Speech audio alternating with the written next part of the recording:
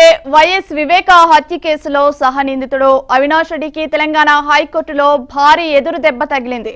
ఆయన ముందస్తు bail petition పై శుక్రవారం విచారణ చేపట్టేందుకు హైకోర్టు నిరాకరించింది. వేసవి సెలవుల అనంతరం జూన్ 5వ తేదీకి విచారణ వాయిదా వేసింది. ఈలోపు సిబిఐ అరెస్టు చేయకుండా అడ్డుకునేలా ఉత్తర్వులు ఇవ్వాలన్న అవినాష్ అభ్యర్థనను ధర్మాసనం తోసిపుచ్చింది. దీంతో ఈ కేసులో తదుపరి చర్యలు తీసుకునేందుకు సిబిఐకి స్వేచ్ఛ లభించినట్లయింది.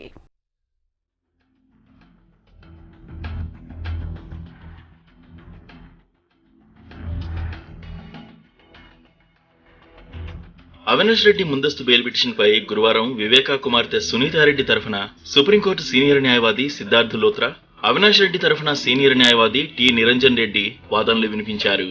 సిబిఐ వాదనల కోసం జస్టిస్ కె సురేందర్ తదుపరి విచారణను శుక్రవారం 3 గంటల 30 నిమిషాలకు వాయిదా వేశారు.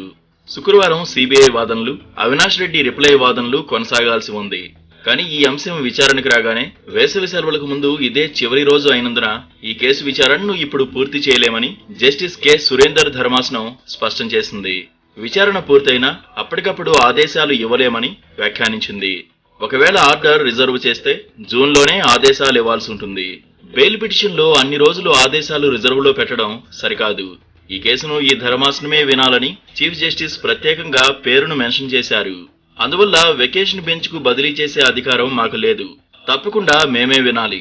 అయితే శనివారం నుంచి మేము అందుబాటులో ఉండడం లేదు. విచారణను జూన్ 5కు వాయిదా వేయడం తప్ప మా వద్ద మరో ప్రత్యామ్నాయం లేదు అని ధర్మాసనం ప్రకటించింది.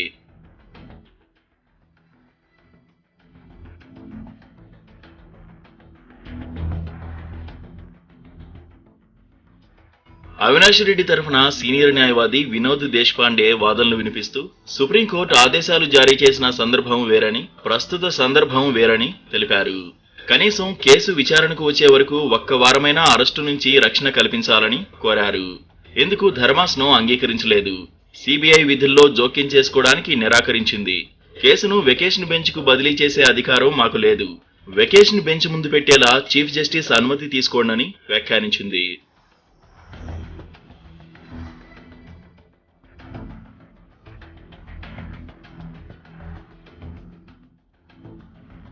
అవినాష్ రెడ్డి న్యాయవాదులు హడావిడిగా సాయంత్రం 4 గంటల 15 నిమిషాలకు చీఫ్ జస్టిస్ ఉజ్జల్ భయాన్ ధర్మాసనం ఎదుట ఈ విషయాన్ని ప్రస్తావించారు.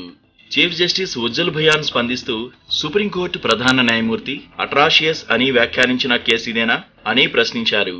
ఇందుకు అవినాష్ న్యాయవాదులు అవును అని బదిలిచ్చారు. సాయంత్రం 4 గంటల 15 నిమిషాలకు వచ్చి కేసు వినమంటారా? హైకోర్టులో మీ ఒక్కరి కేసే ఉందా?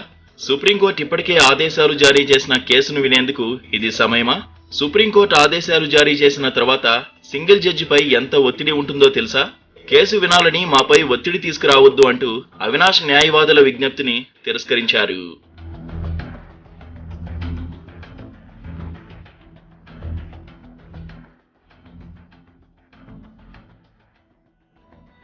సిబిఐకి పెద్ద చిక్కుచి పడింది. శీల పరీక్ష ఎదుర్కొంటోంది.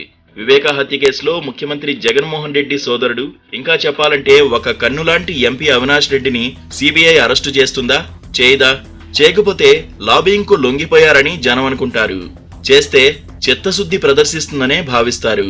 దీనికి కారణం అవినాష్ రెడ్డి అరెస్టు అంశాన్ని తెలంగాణ హైకోర్టు పూర్తిగా సిబిఐకే వదిలేసింది.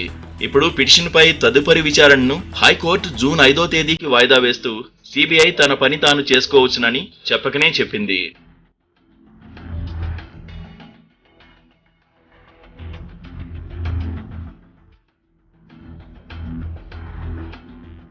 ముఖ్యమంత్రి జగన్ వాళ్ళిద్దరూ నా 2 కళ్ళు అంటూనే తొలి నుంచి అవినాష్ రెడ్డిని కాపాడుకోవడంపైనే పూర్తిగా దృష్టి సారించారు. అసెంబ్లీ వేదికగా ఆయనకు క్లీన్ చిట్ ఇచ్చారు. వివేకా కేసులో అవినాష్ రెడ్డిని అరెస్టు చేస్తే అంతకంటే ఘోరం లేదు అని ప్రభుత్వ సలహాదారు సజ్జల రామకృష్ణారెడ్డి ఆక్రోశించారు. అవినాష్ ను అరెస్టు చేసేందుకు సిబిఐ ఉత్సాహం చూపిస్తోందంటూ జగన్ శిబిరం ప్రచారం లేవనెత్తింది. కానీ ఈ విషయంలో సిబిఐ అత్యంత సంయమనం పాటిస్తుండడం నిజం. ఈ విషయాన్ని సుప్రీంకోర్టే స్వయంగా వెల్లడించింది.